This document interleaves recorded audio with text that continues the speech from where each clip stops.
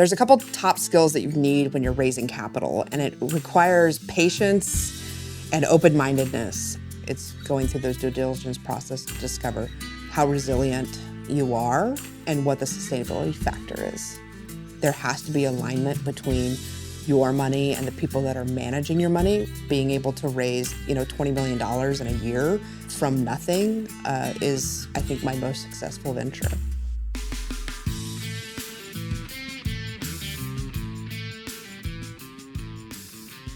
I kind of fell into raising capital. So my first job in the private equity space was with an oil and gas company.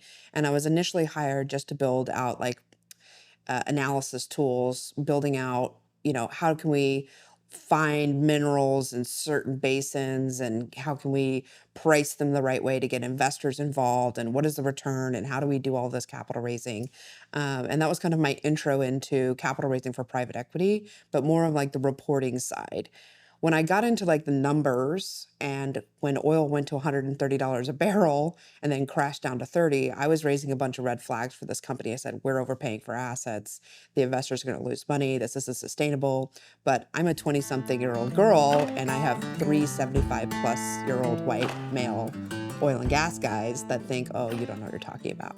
And because I hadn't lived through any boom bust of oil and gas, but historically, I'm very aware of the industry. So I said, best of luck to you. And I took an opportunity out in California to help other emerging businesses, everything from cannabis to real estate, medical devices, and tech startups, to work with them on how to hone their messaging to get involved with investors.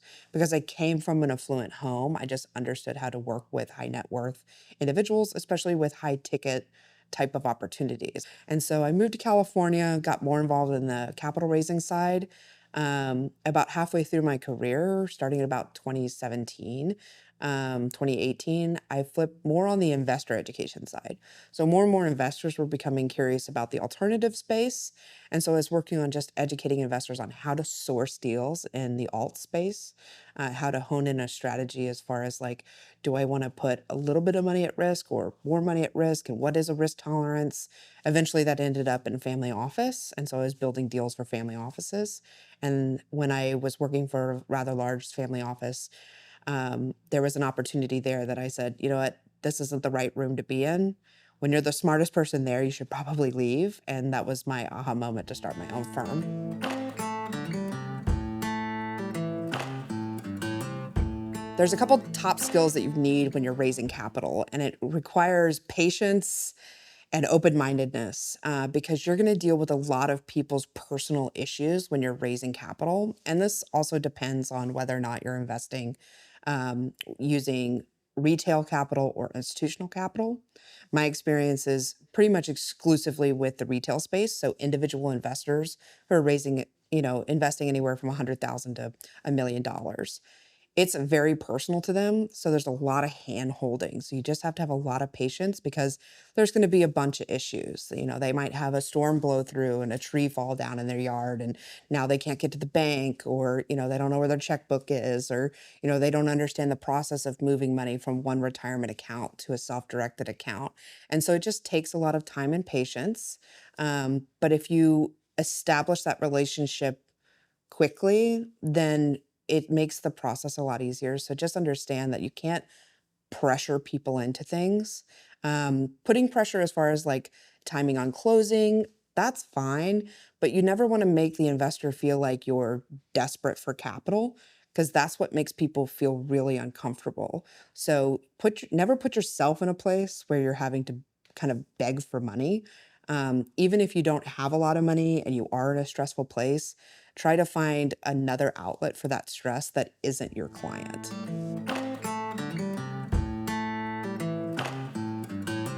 I think that there's a lot of advice around elevator pitches. When you have 30 seconds, I think that that's your opportunity to establish a relationship very quickly, and wasting it on throwing up words about your project is probably a waste of time. And I'm probably a huge contrarian in this space. There's hundreds of businesses built around how to pitch your thing in 30 seconds or, having to pitch projects and stuff. But for me, because I operate a lot like a family office and more of a, we're an exempt reporting advisor because we only advise on private equity and private investments, but we really try to focus on the relationship and less about like what project can I pitch to somebody? Because again, this is a long-term relationship between me and my investors, and it doesn't matter what the project is. It's about, can you trust me to make the right investment decisions? If you're syndicating, it's different. But if we're talking about creating funds and building a client base of investors to invest with you across multiple types of projects, you don't have 30 seconds to describe that. You have 30 seconds to say, hey, I'm a trustworthy person to exchange emails with. I'm a trustworthy person to, hey, let's go grab coffee. Or let me give you my number, or let me share my card. Like, I think that we have something in common. I think it's really powerful to use that time to build trust instead of, shoving your project down their throat.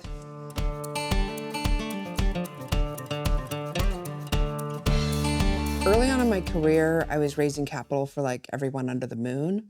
I didn't really have an opinion about how good their project was. Everyone had the next best idea, from sliced bread to whatever. And everybody was the next Uber of whatever. And so for me, it was just, okay, how can we hone this message? Who can it connect with? Yada, yada. But I think about 3 or 4 years in, I was like, I actually don't think that this is a good idea, and I don't want to be behind this, and I don't think that you should be telling anyone about this project. So I think that that was a big part early on that I learned, was like, maybe I should connect more with the opportunity, and also making sure that the people that are running the businesses that I'm invested in have skin in the game, like beyond just sweat equity, but like real skin in the game. They've committed, they've quit their job, they've, done something that shows me that they're committed beyond, like, I had this idea, now I'm going to go raise capital. Because I think the only times that I've ever experienced real loss behind an investment was when the management team didn't have that level of commitment. For example, in that tech company, when the article came out about Uber doing whatever in their same space, they didn't do anything about it. They just gave up. And it was because for them, it was no sweat off their back. It was none of their money. And I think that that was really important to learn, like, how committed is the person that I'm partnering with in this deal? Because I'm bringing capital, I'm bringing time, I'm bringing expertise. What are they bringing to the table? They might have something that's high value, but at the end of the day, are you going to be bringing more value there than they are? And that's not how investing works. Because I've had a lot of different experiences in the space across different industries, I think it's really important to look for the sustainability factor in every investment opportunity. And it's not about like, is it green, or, is it going to cause a planet to explode? It's the sustainability through market trends. Are there things about the resilience of the management team, the product, the thought, the concept, whatever? Is it sustainable through different types of challenges? And so I ask a lot of due diligence questions around that sustainability factor. What happens if this? And, what is your response to that? And trying to challenge them a little bit, the managers of the assets that we look at. It's different if we're directly investing in something, for buying a piece of property or investing in something. There's not another person to trust. It's, me as the fund manager. But I think for me, when I'm working with other asset managers, it's going through those due diligence process to discover how resilient you are, and what the sustainability factor is.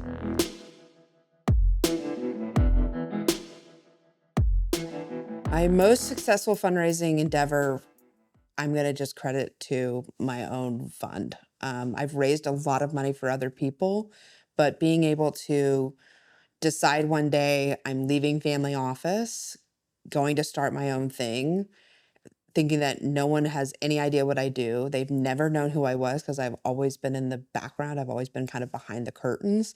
And now my opportunity is like, oh, now I'm in the forefront of my business and getting people to understand that I'm the person to trust. Um, Opening up a fund and then seeing kind of the wave of support and being able to raise, $20 million in a year, from nothing, is, I think, my most successful venture. I think believing in myself made the venture successful and continues to be. I'm constantly surprised. I think I stay humble, maybe, that people resonate with my mission, because it hasn't really been done before. All of this strategy has been kind of gate kept by family office. The way that we invest is the same way that large family offices invest internally, and I've taken that experience external. My worst fundraising experience was in the cannabis space. It's very difficult to raise money in cannabis, even when it was really popular in 2014 and 2015, into 2016 a little bit, when things started becoming more legalized. And now there's kind of an influx now in the cannabis space, but it's still going to be very difficult to raise capital. And it's just because, one, not a lot of people who are investing at the level that companies need to be invested in cannabis, you're talking about millions of dollars, is interested in that world. It's hard to find an investor that's aligned in cannabis because it's so controversial. I think that was probably the most challenging space I ever tried to raise capital, and I didn't raise a lot of capital in that space. I think personally, I failed raising capital in cannabis because it's not an industry I align with.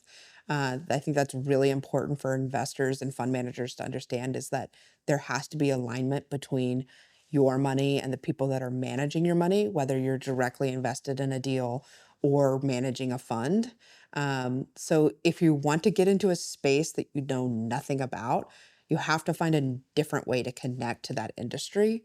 And maybe check yourself of why you're going into an industry you know nothing about or care about, and you just think, oh, there's a money-making opportunity. You're going to struggle really hard with raising capital and being successful in that venture if you can't find a way to align.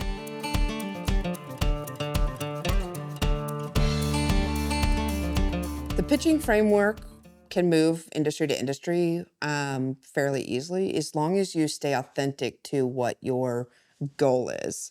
Um, Going back to alignment, you as a fund manager need to be aligned with the investments that you're going to make with the investor's capital, and getting them to understand and trust that you're the right person to deploy that capital in that way.